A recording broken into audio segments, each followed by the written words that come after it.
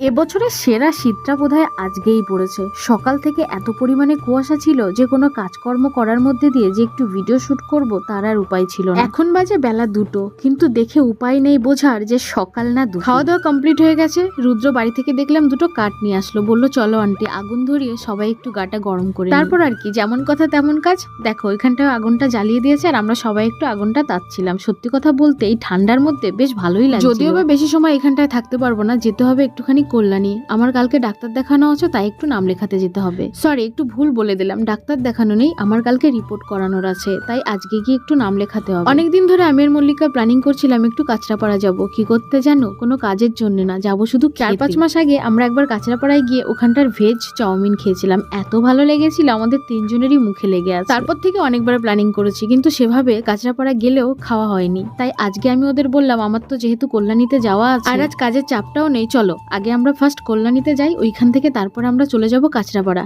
Chowmein খেতে। তারপর আর কি বেরিয়ে পড়লাম 3 জনেই। আর স্টেশনে এসে একটুখানি ট্রেনটা লেটই ছিল, তারপরে বসে পড়লাম ট্রেনে। আসলে কি বলতো, আমরা যদি কোথাও যাই না, বেশ প্ল্যানিং করেই যাই আর বেশ ভালোও লাগে, ছোটখাটো একটা পার্টি হয়ে যায়। যদিও বা আমি ওকে যখনই কোথাও যাওয়ার কথা বলি ও খুব একটা বারণ করে না, এদিক থেকে বেশ ভালোই হয়। একসাথে দুজনে গেলে পরে একটু বোরিংটাও কম। ট্রেনে চেপে যখন আমাদের শিমুরালিটা ছাড়লাম, মদনপুরা শিমুরালির মিডিলে এত সুন্দর সর্ষে ফুল হয়েছে না, মন জোড়ানোর মতো। দেখে মনে হচ্ছিল এইখানটায় নেমে গিয়ে কটা ফটো তুলে নিয়ে আসি, কিন্তু সেটার তো উপায় নেই। যাই হোক, চলে এলাম কল্যাণীতে গিয়ে নামটা লিখিয়ে নিলাম। আর আজকে আমাকে বললো কালকে আমাকে সকালের মধ্যে আসতে হবে কল্যাণী। আজ প্রায় 1 বছর হতে যায় এমসে আমি ডাক্তার দেখাচ্ছি। আর এইখানটায় যতদিন ধরে ডাক্তার দেখাচ্ছি, যত রকম রিপোর্ট আমাকে করতে দিয়েছিল সবকটা কিন্তু আমি কল্যাণী মিতালি থেকেই করেছি। তাই আজও কল্যাণীতেই নামটা লিখিয়ে গেলাম, কাল সকাল সকাল চলে আসবো। কালকে যত সব রিপোর্ট গুলো দিয়েছে সবকটা করে নিয়ে যাব। 8 তারিখে আছে আমার ডাক্তার দেখা। নাম লিখে চলে এসেছিলাম আবার স্টেশনে। প্রচুর পরিমাণে যেহেতু ঠান্ডা পড়েছে, মল্লিকাকে বললাম চলো 3 জনে মিলে একটু কফি খাই। রুদ্র খেলো না, আমরা দুজনেই খেলাম কফি। আর রুদ্র নিয়ে নিল একটা চিপসের প্যাকেট। ব্যাস এখানটা একটু খাওয়া দাওয়া কমপ্লিট করে চলে এসেছি কাঁচরাপাড়ায়। এসে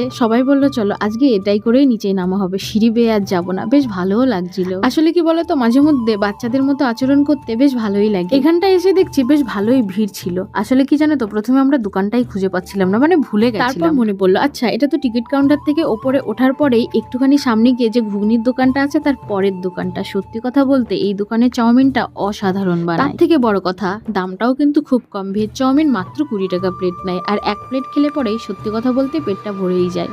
মধ্য কথা, আমি যে মানুষ চাউমিনটা পছন্দ করি না, আমারও ভালো লাগে। তার মানে ভাবতে পারছো কতটা ভালো বানায়। চাউমিনটা তো ভালো খেতে হয়েছিল, যেহেতু একটু ঝাল দিয়ে পরিমাণটা বেশি দিতে বলেছিলাম তাই মুখে একটু লেগে গেছিল। তাই বললাম চলো একটুখানি দই বড়া খাই। তো 3 জনে মিলে 1 প্লেট নিয়ে নিলাম, আর 1 প্লেটই 3 জনের জন্য। খাওয়া দাওয়া কমপ্লিট করে চলে আসলাম বাড়িতে। তো চলো আজকের মতো ভিডিওটা এখানটায় রাখলাম। ভালো লাগলে অবশ্যই একটা লাইক